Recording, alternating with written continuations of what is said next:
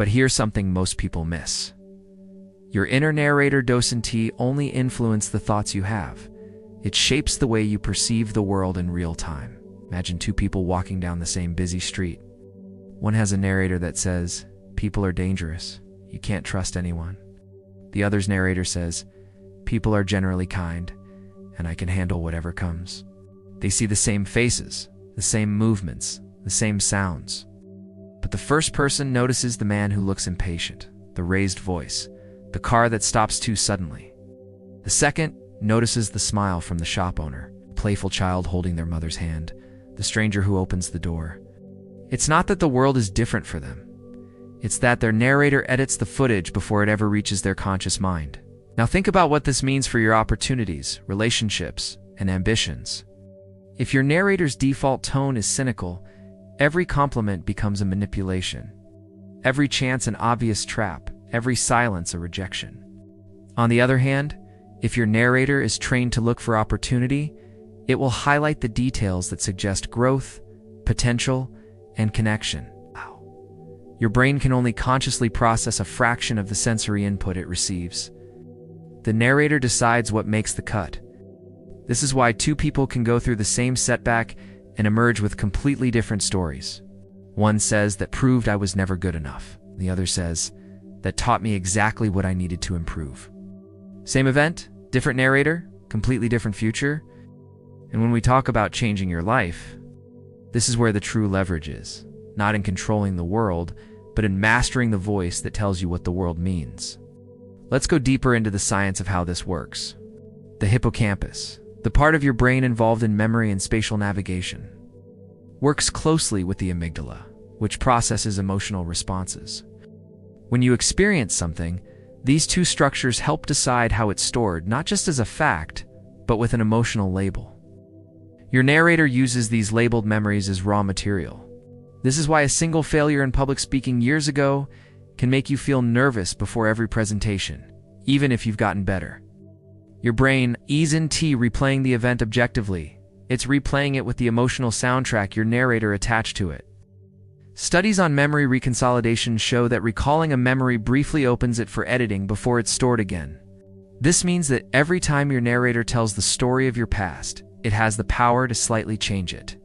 If you recall a painful memory while feeling safe, supported, and confident, your brain can restore it with a softer edge.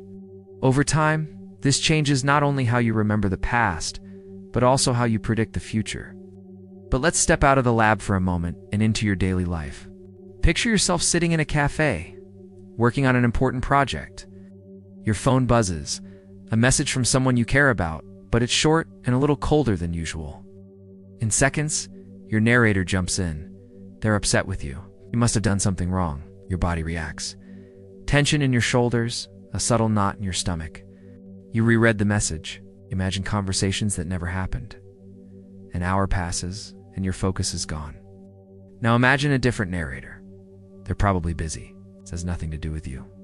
Your shoulders stay loose. You take a deep breath. You finish your work. Same message. Two realities. One is created by habit, the other by training.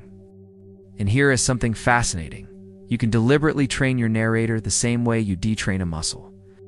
Every time you catch it jumping to a negative conclusion, and you choose a more empowering interpretation, you're doing a kind of mental weightlifting. It's effortful at first, but the more you do it, the more automatic it becomes.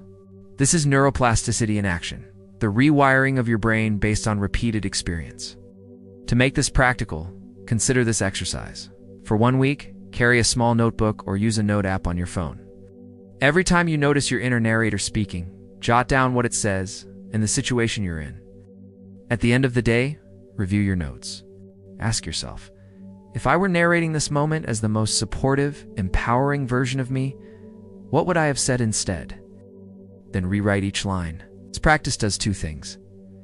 It makes you aware of patterns you didn't realize you had. It gives your brain repeated exposure to the alternative script you want it to use. But there's another layer. Your environment is constantly feeding your narrator. The people you spend time with, the shows you watch, the music you listen to, even the physical spaces you inhabit. All of these provide raw material. If you're surrounded by people whose narrators are cynical, fearful, and self-defeating, your own narrator will start borrowing their language and tone. That's why changing your environment, even in small ways, can have such a powerful effect. Curate what you consume. Choose conversations that lift your perspective. Place visual reminders of your goals in your workspace. These are not just motivational tricks. They are ways of influencing the data your narrator works with. Now, some people worry that if they make their narrator too positive, they'll lose touch with reality. But training your narrator isn't about blind optimism. It's about balanced accuracy. A skilled narrator acknowledges difficulty, but frames it in a way that keeps you in motion. Instead of "this is impossible," it says, "This is going to take work, but I can find a way." Instead of "I'm terrible at this," it says, "I'm still learning, and that's okay." Facts are the same. The meaning is different. This is where mindfulness becomes a powerful tool. Mindfulness is not about stopping your thoughts. It's about seeing them clearly without immediately reacting. When you practice observing your narrator's lines without buying into them, you create a small gap between stimulus and response. And in that gap lies your true freedom. You can choose to keep the line, edit it, or replace it entirely. Over time, that gap becomes larger and easier to access, giving you more control over your inner storytelling.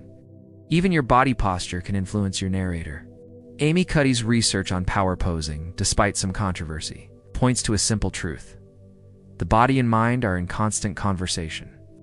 Standing tall, expanding your chest, and breathing deeply can shift your internal narration from timid to confident.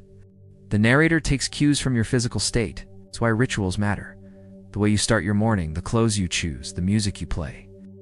Each of these sends a message to your narrator about the kind of day you expect to have. Now let us address a deeper truth. Many of the most damaging lines your narrator uses come from childhood. They were absorbed before you had the ability to critically examine them.